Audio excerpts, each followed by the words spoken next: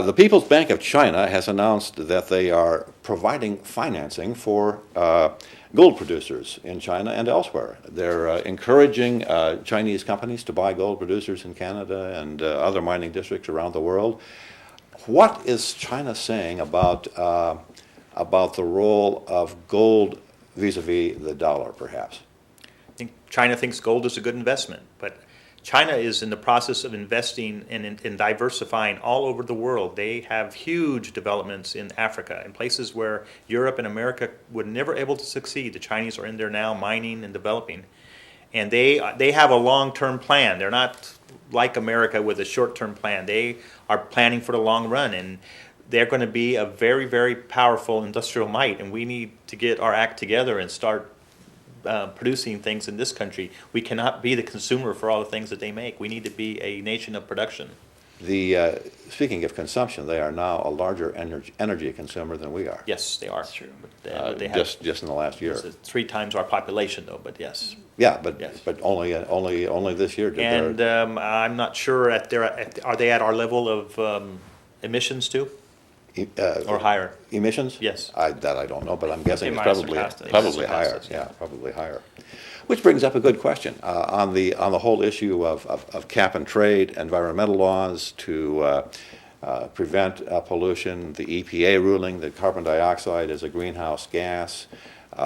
On those issues, those are issues that you'll have to deal with in Congress. Are those issues where do you stand? Where do you stand on, for instance, cap and trade? Where do you stand on the regulatory? I would call it regulatory overkill of EPA. I don't support the cap and trade gases. Bills at all in their current stage. I think that we need to lead the world in clean energy, but we need to do it with American technology and capitalistic incentive to make money, not with some boondoggle of cap and trade that's going to be administered by the same banks who contributed to the financial meltdown that we had in the last 5-6 years. No, cap and trade is a fix that is going to be like the last blow against the American economy, because all the industries that we run out of America are going to go to other countries and be successful.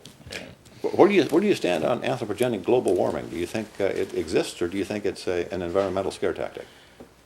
I think that throughout history, the temperature of the globe has gotten hotter, it's gotten colder, and I don't think that mankind knows enough about the causes of it. We may have contributed to it, and we may not, and it could just as easily, I believe, be getting colder.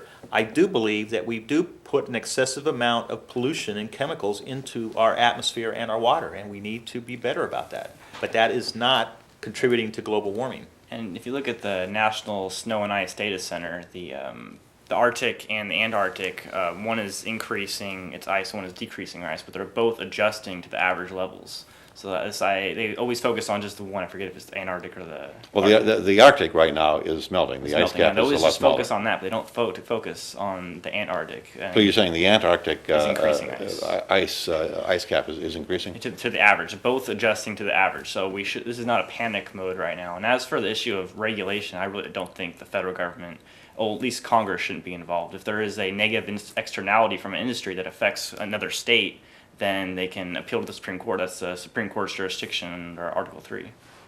Well, obviously, one thing that the government at some level should be involved in is the reduction of air pollution in the form of smog, particulate sort of thing. The federal government or the government? Government at some level. What level?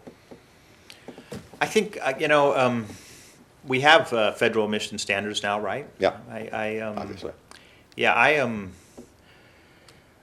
I'll have to explore that further, but I'm reluctant to make us the leading country on cutting emissions, and where other countries don't have to abide by them. California has very strict emission standards. I believe they're stricter than the federal ones. Much stricter. And they're hurting our industries in California. So I do think that if the state of California wants to do that, all the industries are going to move to other states. But I don't think the federal government needs to be on the cutting edge of clean emissions, because it's going to basically deindustrialize our country. Yeah, well, you can make the opposite argument that industry and business in general would want to come to America because it provides a cleaner living environment, a more congenial place for their employees and for their management to set up shop. And state by state, they can make those types of decisions, and companies can move to those states that have cleaner air that they prefer that. But if that air is hurting another state, that's the only time I think the federal government should get involved. You've indicated that you think there are too many laws. Is that correct? Absolutely. Okay. San Francisco nanny Gavin Newsom has put in place, or the city board of supervisors, county board of supervisors, has done things like ban the sale of water sold in plastic bottles. They've banned the sale of sweetened soda, sugar sweetened sodas in city vending machines. They've made it very, very difficult to buy pets, well, in their jargon, animal companions. Are these kind of nanny laws the kinds of things that you're talking about, or does it go beyond that? It goes beyond that. I mean, that if the city of San Francisco wants to pass laws like that, that's entirely different. But my experience with the laws have been at the state level, where I worked in law enforcement, and every year we would have to get complete new volumes of all the new laws that were passed. And I had made a point to you earlier how I still have a old penal code from 1963 that is about 2 inches thick. And when I retired in 2006, my volumes probably took up 3 feet on my shelf. Well, the interesting thing, take that a step further, when California was first started as a state, the entire law book for California was about that thick.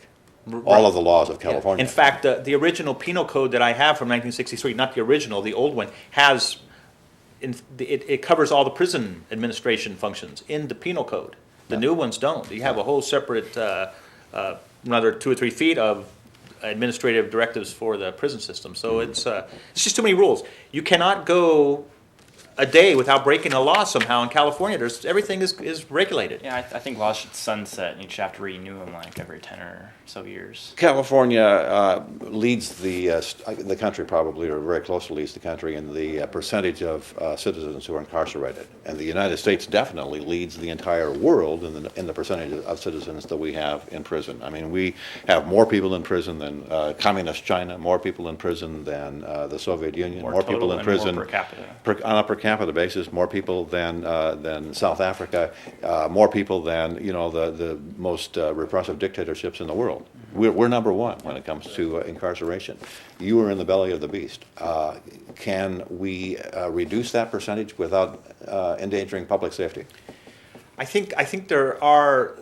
It's a complicated problem because, and I don't know why the numbers of sexual crimes are so high in California. At some point, when a person commits sexual crimes, they become a 290 registrant. They're very hard to place on the outside. So it almost becomes they're going to come back to the prison because there's really nowhere for them to live. Nobody wants them to have a job. So they become indigent. They're walking around. They get caught in a situation where they're breaking the laws because there's even more rules for them. So it's very complicated. But there are a lot of very low custody prisoners that could be housed differently. But the state of California is broke, and whenever they try to administer programs like that, they spend more money than is available, and we haven't been able to do it successfully. And I tried for 27 years to help find some answers to reduce the population. I wasn't successful, and I don't have a good explanation for it. It's do we have people in prison for nonviolent and non-threatening laws that shouldn't be there in the we first have place? people in prison probably who are innocent, but No, I'm talking about, for instance, the drug laws. For instance, laws which are basically consensual crime laws. there's a lot of people in prison for non-victimless crimes, is what we call them. Yes. Yeah, and especially with the statistics you were citing, and things like 25% of the world prison population is here in America. We need to cut back. Lots of people in California's prisons who should not even be in this country too. That's true as Well, well. let's talk about that. And we'll go a step further. And when I release those people, the federal government doesn't even pick them up, so we just release them right back into the community. Let's talk about illegal immigration, because that's a hot button issue among Republicans. It's a hot button issue in the country. I believe that there's probably a minority of the citizenry that really cares about it that much, but there are a few people that care about it all very much. People who feel like their jobs are being threatened, people who are affected by crime among illegal aliens, and people who think that illegal aliens, undocumented workers are using the benefits of the American system, whether it's food stamps or welfare or whatever, at the expense of people who are here legally. Where do you stand on illegal immigration? What would you do about it? I don't support illegal immigration. I think we should have a process to come to this country legally, and I think the illegal immigrants have actually created a big burden on California's economy. And I do speak to people on all parties who agree with me on that. I know that sheetrockers in California, that's almost non-existent work anymore because it's all done by under-the-table groups of people who wait at big hardware stores, Depot, and they get a yeah. job and they work by the day. They do good work, but they're not in this country legally. And I know that the prison population, I want to say it's 8% illegal, which is a lot. If people argue that the illegals are in prison at the same rate as law-abiding citizens, then that would mean that California has about 3 million illegal people here. That is a lot. That's much more higher than the number that the federal government is giving us. And I think more concerning too is the drug cartels. I mean, they're coming here, they're growing marijuana in our national parks, shooting people that might come by. Well, okay, that's really a problem of drug laws. Some of it is. I mean, even if we legalized all drugs, though, they're still going to smuggle. If you legalize all drugs, it's not an issue anymore. It still would be an issue because they How? still would smuggle sex trafficking of underage girls. That's not drugs. Exactly, I mean, they're smugglers in general. So Okay, the drug yeah. cartels now, their own purpose. But is you would eliminate a big chunk, or legitimize a big chunk of their marijuana business. alone. Prop 19 Associated Press says 60% of their income comes from marijuana. Right, So and I mean, of course, it will cut. you would turn them into legal, legal businesses if you legalize marijuana. Yes, but even if we cut them off a lot, which we should make those make those drugs legal so we can reduce their funding. But it would still.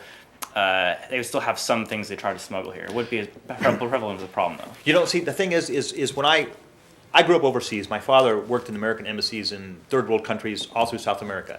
A big part of our job was processing people to come to America legally. And people worked hard to learn the language, learn about our country, being able to come here and live as American citizens. We are encouraging people to start their American citizenship by breaking the law. Well, this is all true, but if you take a look at how long it would take a Mexican citizen to get here legally, they don't live that long. Yeah, well, literally, that's, they don't live that long. So we have a problem with the law. I think you'd have to agree. How long would you say it would be? 8 or 10 years? No, they don't live that long. It's 20, 30, 40 Well, I don't know years. if that's true. I mean, we've changed the way that you come to this country. Now you come to this country legally because you have family here. It used to be that you came here because you had Huge jobs problem. to do. We'll talk about another time. Thanks for being a part of the show. Libertarian Counterpoint on the web at www.accesssacramento.org.